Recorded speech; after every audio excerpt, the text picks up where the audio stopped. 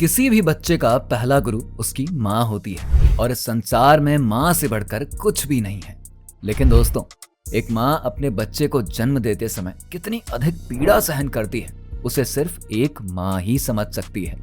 और ये बात भी सत्य है कि इस संसार का प्रत्येक जीव अपने बच्चों को जन्म देते समय अत्यंत ही पीड़ा का सामना करता है। तो चलिए, आज की इस वीडियो में एक विशालकाय हाथी से लेकर डॉल्फिन और कंगारू जैसे जानवरों के बच्चों के जन्म की क्रिया को हम लोग जानते और समझते हैं। नंबर 1, हाथी। हाथी एक विशाल आकार वाला जानवर है और आपको जानकर हैरानी होगी, जहां पर एक स्त्री के गर्भधारण का समय मात्र 9 महीने होता है, तो वहीं एक मादा हाथी के गर्भ का समय एक स्त्री के गर्भधारण के समय से भी 2 गुना होता है।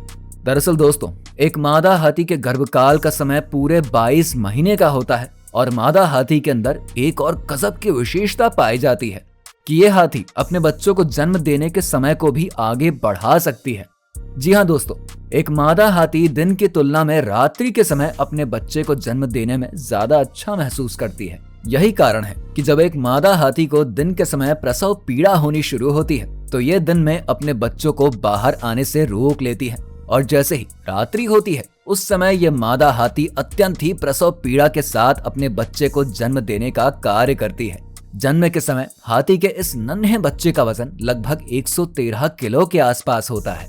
नंबर 2, चीता। अब बात करते हैं जंगल के सबसे ज्यादा फुर्तीले और तेज दौड़ने वाले जानवर चीता की, जो कि दिखने में तो शेर की तुलना में कहीं ज्यादा पतले होते हैं और इनका सर भी शेरों के मुकाबले छोटा ही होता है। चीता एक सेंसिटिव जानवर होता है। यही कारण है कि जब एक चीता कुछ इस प्रकार से अपने बच्चों को जन्म देती है तो उसे काफी ज्यादा प्रसव पीड़ा का सामना करना पड़ता है। जब ये अपने बच्चों को जन्म देने वाली होती है तो वो काफी समय पहले ही किसी एकांत स्थान पर चली जाती है और कई घंटे तक अकेले रहते हुए और अत्यधिक प्रसव पीड़ा का सामना करते हुए अपने बच्चों को कुछ इस प्रकार से जन्म देती है। नंबर 3, गेंडा। ये एक मजबूत और ताकतवर जानवर होता है, लेकिन एक गेंडा जितना अधिक ताकतवर होता है, उससे भी कहीं ज्यादा एक मादा गेंडा को अपने प्रसव के समय पीड़ा का सामना करना पड़ता है। अगर बात करें एक मादा गेंडे के गर्भकाल के समय की, तो एक मादा गेंडा पूरे 18 महीनों तक गर्भधारण करता है।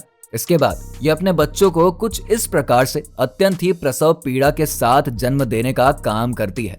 जब ये अपने बच्चों को जन्म दे देती है, उसके 2.5 वर्ष बीत जाने के बाद ही यह अपने किसी दूसरे बच्चे को जन्म दे सकती है।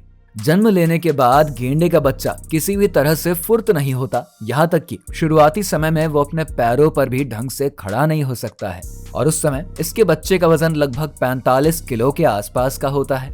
Number 4, dolphin.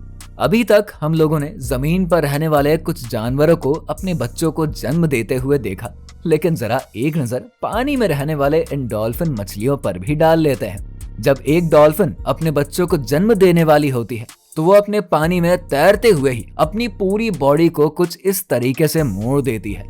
दरअसल एक डॉल्फिन के ऐसा करने के पीछे का कारण ये है कि ये अपने बच्चों को जन्म देने के लिए अपनी बॉडी को कुछ इस तरीके से मोड़कर जोर लगाने का प्रयास करती है और जैसे ही डॉल्फिन का बच्चा माँ के गर्भ से बाहर आता है, तुरंत ही वो पानी में तैरना शुरू कर देता है, जो कि अपने आप में अमेजिंग है।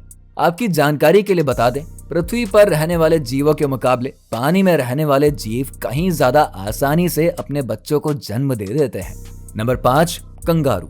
कंगारू एक ऐसा प्यारा सा जीव है जिसके आगे के पैर छोटे और पीछे के पैर लंबे होते हैं। अगर आप कंगारू के बच्चों को जन्म के समय देखेंगे ना, तो आप पूरी तरीके से हैरान ही हो जाएंगे, क्योंकि जब एक मादा कंगारू अपने बच्चों को जन्म देती है तो उस समय भी उनके बच्चे भ्रूण अवस्था में होते हैं, जिसे पहली बार देखने पर हर कोई चौंक ही जाता है कि कैसे इतने बड़े कंगारू का बच्चा इतने छोटे रूप में पैदा होता है। लेकिन गजब की बात तो यह है कि मादा कंगारू जब अपने इस बच्चे को जन्म देती है तो उसे इस बात का भी पता नहीं चलता कि उसका बच्चा रेंगते हुए बाहर आ चुका है। तो दोस्तों, आज का वीडियो आपको कैसा लगा, कमेंट बॉक्स में हमें जरूर बताइए। वीडियो पसंद आई हो तो वीडियो को लाइक और शेयर करना बिल्कुल मत भूलिए।